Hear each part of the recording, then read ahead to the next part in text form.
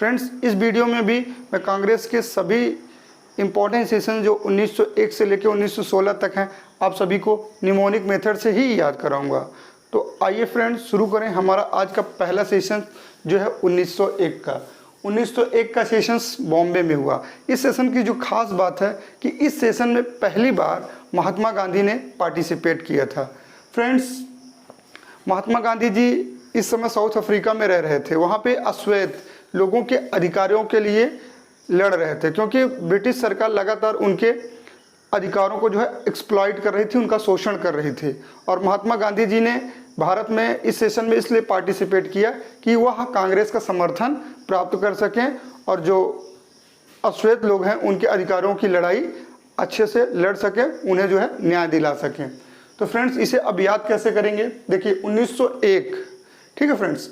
तो 1901 में भारत का जो आगे चल के एक नंबर का नेता बनेंगे महात्मा गांधी, एक नंबर के शहर कलकत्ता में पार्टिसिपेट करते हैं। फ्रेंड्स, कलकत्ता मैंने बताया था कि जो नेशनलिज्म का हब था, आपको पता है राष्ट्रगीत भी कलकत्ता में गाया गया था और राष्ट्रगान भी कलकत्ता में ही गाया गया था। यानी कि जितनी बड़ी इंपॉर्टेंट हिस्टोरिकल इवेंट्स हो रही हैं वो सब कलकत्ता में ही हो रही हैं। फ्रेंड्स, इसके प्रेसिडेंट को कैसे याद करना है? देखिए, दिनसा ई वाचा, वाचा यानी कि वाचा ने वाच कर लिया कि भारत का महात्मा गांधी जो है भारत के एक नंबर के नेता बनेंगे। हालांकि 1929-30 तक भगत सिंह की लोकप्रियता गांधी जी से ज़्यादा हो गई थी, लेकिन ओवरऑल गांधी जी जो है सर्वमान्य नेता और एक नंबर के नेता कहे जा सकते हैं।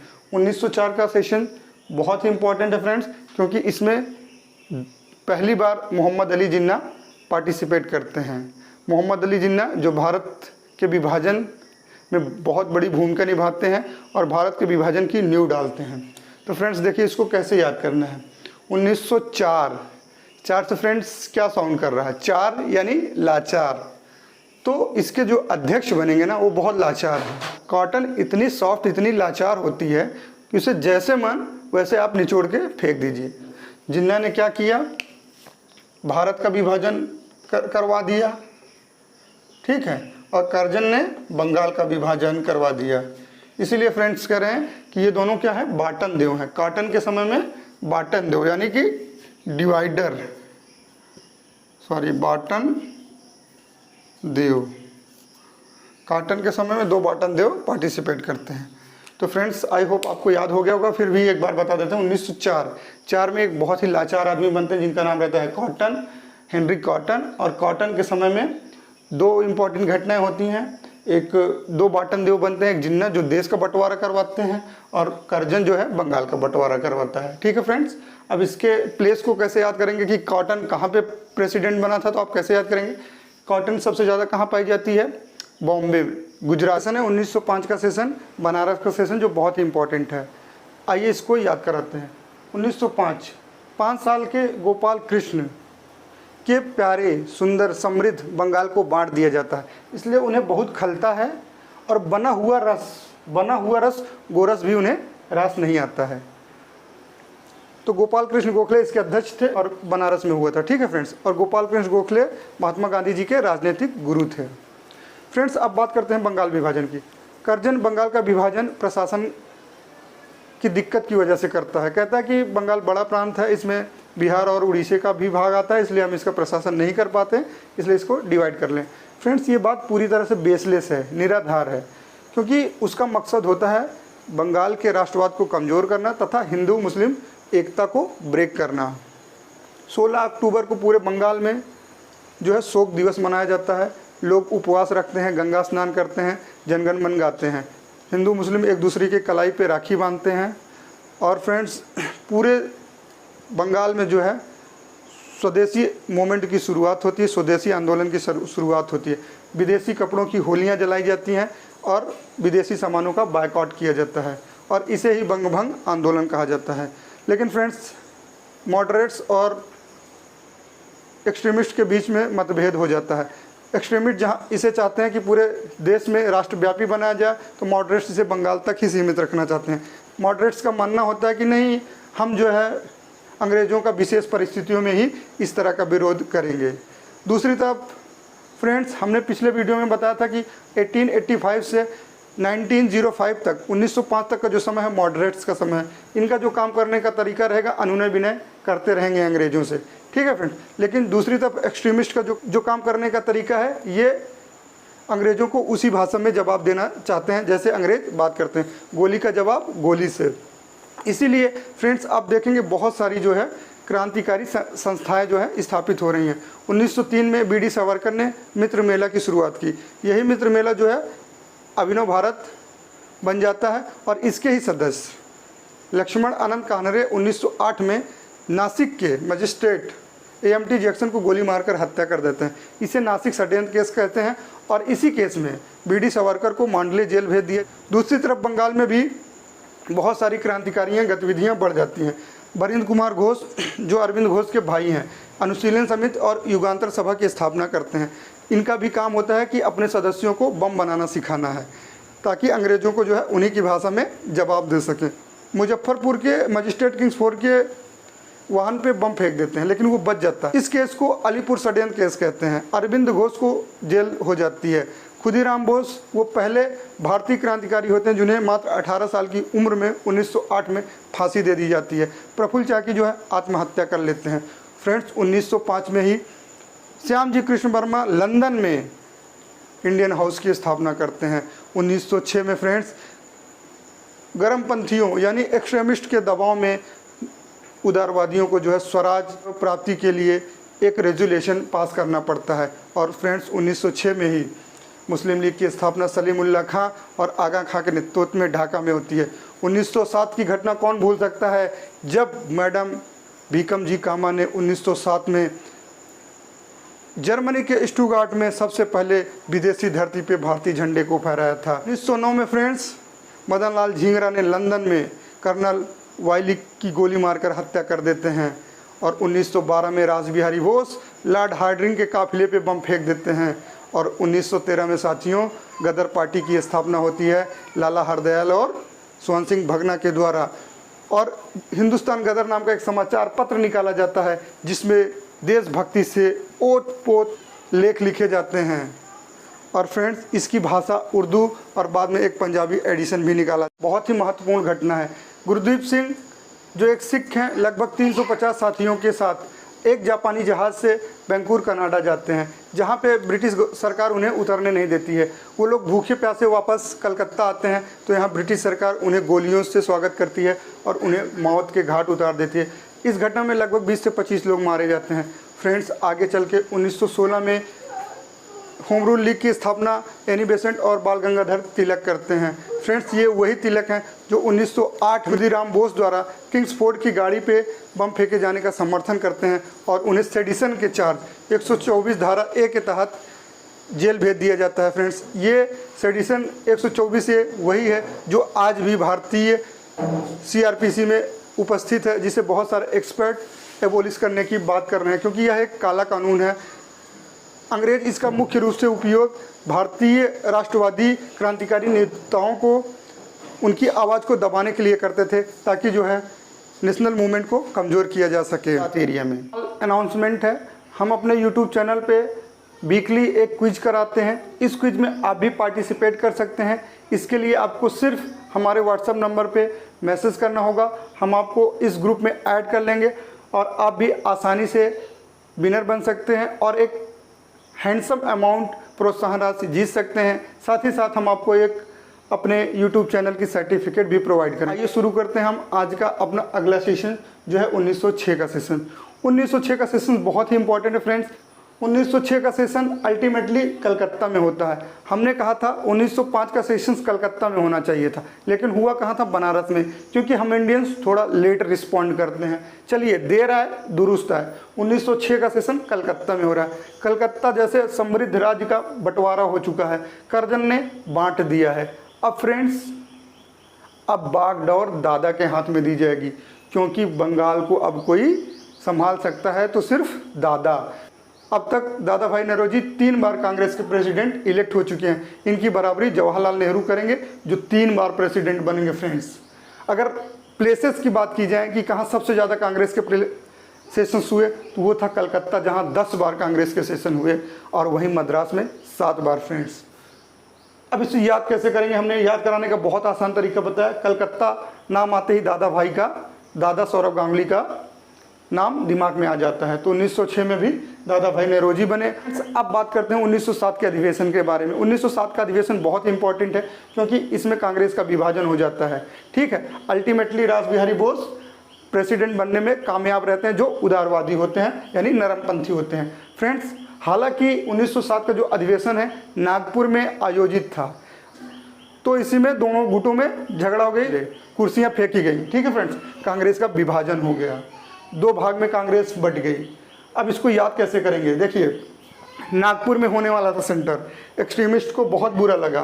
तो एक्सट्रीमिस्ट क्या थे, रोष में थे, इतने रोष में थे, गुस्से में थे कि वो किसी भी सूरत में प्रेसिडेंट नहीं देखना चाहते थे, उनको रास नहीं आ रहे थे।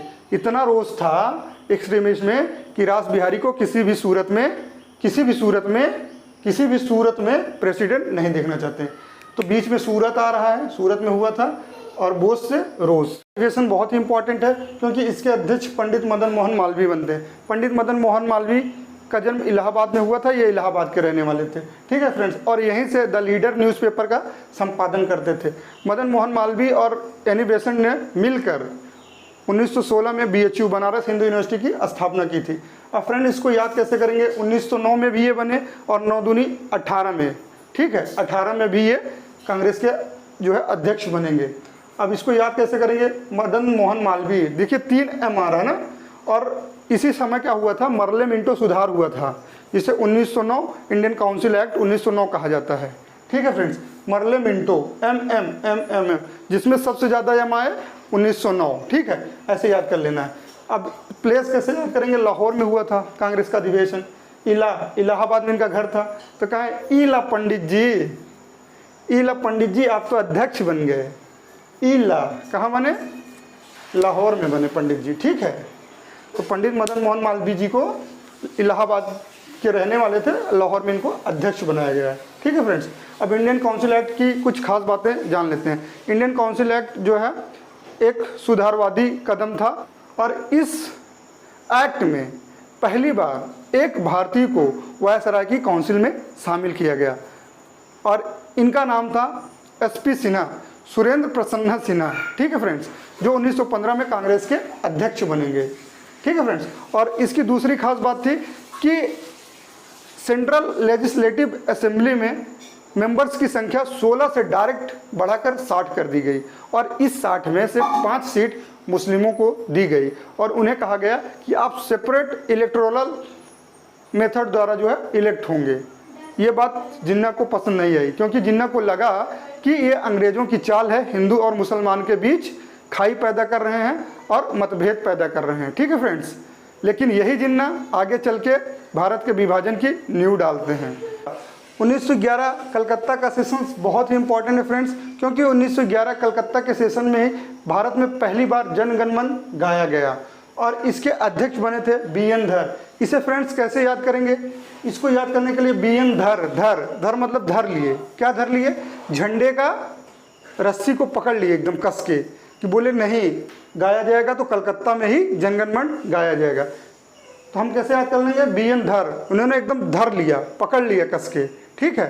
कहे कि अब ये सही समय में कलकत्ता से राजधानी दिल्ली के लिए प्रस्तावित हुई, लेकिन बनी नहीं थी फ्रेंड्स। प्रस्ताव पास हुआ था कि दिल्ली राजधानी बनेगी, और इसी साल 1911 में जॉर्ज पंचम अपनी वाइफ के साथ भारत का दौरा करते हैं, और दिल्ली दरबार का आयोजन किया जाता है। उनके आयोजन में शानो शौकत में करोड़ों रुपया खर्च कर दिया जाता है। उनके मुकुट में केवल 6000 डायमंड्स रूबीज लगाया जाता है फ्रेंड्स। और 1911 में जो बंगाल का विभाजन हुआ था 1905 में, उसे रद्द कर दिया जाता है। तो 1911 का सेशंस बहुत इंपॉर्टेंट है। पहला कि बंगाल का विभाजन रद्द हो जाता है, दिल्ली राजधानी अनाउंस होती है, ठीक है फ्रेंड्स, जनगण मन गाया जाता है, हाँ, और BN धर इसके अध्यक्ष बनते हैं। तो देखते हैं 1912 का सेशन क्यों इंपॉर्टेंट है। 1912 का सेशन जो है ना फ्रेंड्स, ये पटना के बांकेपुर में हुआ था। ये सेशंस इंपॉर्टेंट इसलिए हो जाता है क्योंकि इसमें पंडित नेहरू पहली बार पार्टिसिपेट करते हैं। हमने देखा 1901 के सेशन में 1 नंबर के नेता गांधी जी पार्टिसिपेट करते हैं। 1904 में लाचार के समय, कॉटन के समय जिन्ना शामिल होता है, और 1912 में कौन, जवाहरलाल नेहरू इसमें शामिल होते हैं। तो इसके अध्यक्ष कौन बनते हैं, उनका नाम रहता है नरसिंह मुधोलकर। ठीक है फ्रेंड्स, अब इसको कैसे याद करेंगे, देखिए इसको रिलेट कैसे करना है कि पटना बिहार का नाम आते ही कुंवर सिंह का नाम आ जाता है। कुंवर सिंह ने क्या किया था, 1857 की क्रांति का नेतृत्व किया था। कहाँ पे, आरा भोजपुर में। ठीक है, और आरा भोजपुर पटना ये सब नज़दीक का ही एरिया है, तो हम आराम से उनसे कोरिलेट कर लेंगे। कुंवर सिंह नरसिंह, कुंवर सिंह नरसिंह। अगर आ गया कि पटना में कौन बना था, आपको नहीं भी याद आ रहा तो कुंवर सिंह तो याद होगा ना, बहुत ही हिस्टोरिकल आदमी। 12 में। अब बात करते हैं 13 की। 13 का सेशन इसलिए इंपॉर्टेंट है क्योंकि इस सेशन के बाद जिन्ना जो है मुस्लिम लीग ज्वाइन कर लेता है, और इसके अध्यक्ष बनते हैं, इनका नाम रहता है नवाब खान बहादुर खान।